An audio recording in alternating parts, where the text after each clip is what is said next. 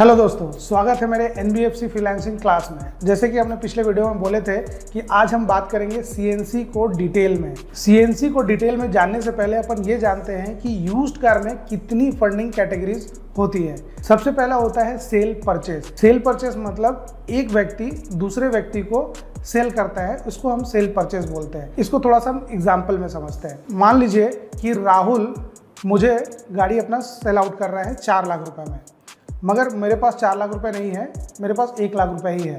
तो मैं क्या करूँगा, उस गाड़ी को लोन कराऊंगा बैंक से या NBFC में फाइनेंस कराऊंगा मैं। तो बैंक अगर उसको 3 लाख रुपए फंड कर देती है और मेरे पास मिला के 1 लाख रुपए हो जाता है, तो टोटल हो गया 4 लाख रुपए। तो 4 लाख रुपए राहुल को मैं दे दूंगा और उस गाड़ी को मैं अपने नाम से ट्रांसफ़र कर लूँगा। मीन्स गाड़ी पहले राहुल के नाम पे था, अब वो संतोष सोना के नाम पे हो गया और पर्टिकुलर बैंक का HP चढ़ जाएगा। इसको बोलते हैं सेल परचेज। दूसरा कैटेगरी आता है रीफाइनेंस।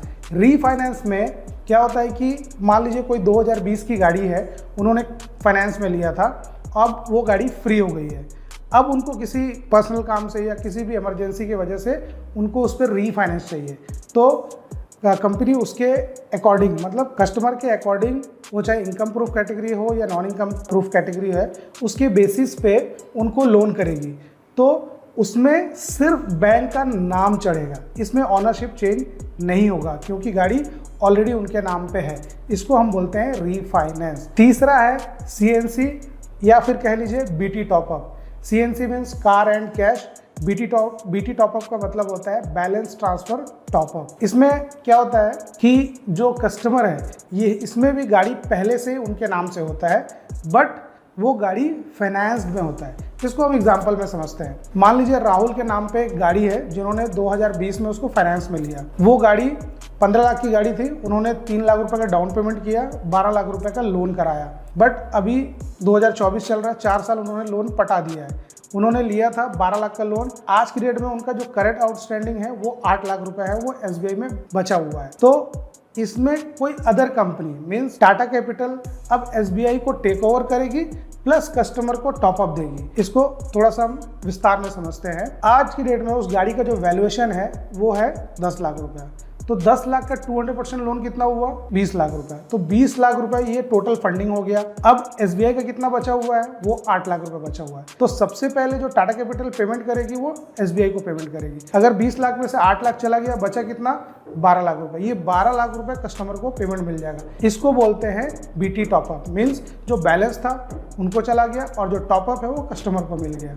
इसमें भी ऑनर का नाम चेंज नहीं होता है, सिर्फ हाइपोथिकेशन चेंज होगा। मीन्स पहले SBI का था, अब टाटा कैपिटल का हाइपोथिकेशन चल जाएगा। इसको हम बोलते हैं CNC और बैलेंस ट्रांसफर। CNC स्कीम को बहुत सारे NBFCs और प्राइवेट बैंक्स फंड करते हैं। कुछ टॉप 10 कंपनीज जो है इनको एग्रेसिवली फंड करती है, बट इनका जो USPs है वो अलग अलग है। कई सारी बैंक्स जो है वो 9 महीने में भी 150% लोन करती है।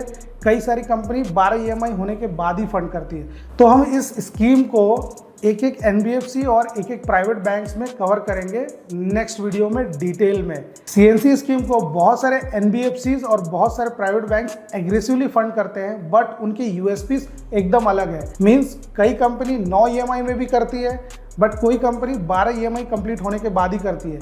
कई कंपनी 700 के ऊपर सिविल मांगती है, बट कोई कंपनी 680 का सिविल स्कोर भी अगर होगा तो भी कर देती है। तो इन कंपनियों के जो USPs है या इनकी पॉलिसी और प्रोसेस है CNC को लेके, इसको हम एक एक करके बात करेंगे नेक्स्ट वीडियो में। तो वीडियो आपको अच्छा लगा हो तो लाइक कर दीजिएगा, अगर चैनल में नए हैं तो सब्सक्राइब कर दीजिएगा, और हाँ, बेल आइकन को प्रेस करना मत भूलिए कि आपको नए वीडियोस के नोटिफिकेशन आते रहें। तब तक के लिए आप अपना ख्याल रखिए, अपनों का ख्याल रखिए।